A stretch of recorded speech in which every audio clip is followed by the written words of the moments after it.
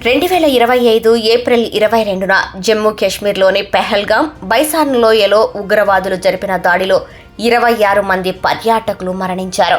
బుధవారానికి ఈ ఘటన జరిగి సంవత్సరం పూర్తవుతుంది. ఒక సంవత్సరం ముగుస్తున్న ఉగ్రమూకల హింస వెంటాడుతూనే ఉంది.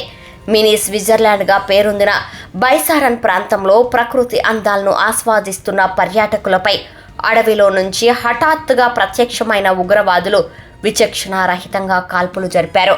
మహిళలు, పిల్లలను వదిలిపెట్టి కంటికి కనిపించిన పురుషులను కాల్చుకుంటూ పోయారు. ప్రాణాలతో బయటపడిన వారు, వారి కుటుంబాలు ఇప్పటికీ తీవ్రమైన మానసిక క్షోభను ఎదుర్కొంటూనే ఉన్నారు. పాకిస్తాన్కు చెందిన లష్కర్-ఏ-తోయిబా అనుబంధ సంస్థ TRF ఈ దాడికి పాల్పడింది. పర్యాటకులను లక్ష్యంగా చేసుకుని జరిగిన ఈ మారణ హోమాన్ని ప్రధాని మోదీ తీవ్రంగా ఖండించారు. అనంతరం భారత్ ఆపరేషన్ సింధూర్ ద్వారా ప్రతీకారం తీర్చుకుంది.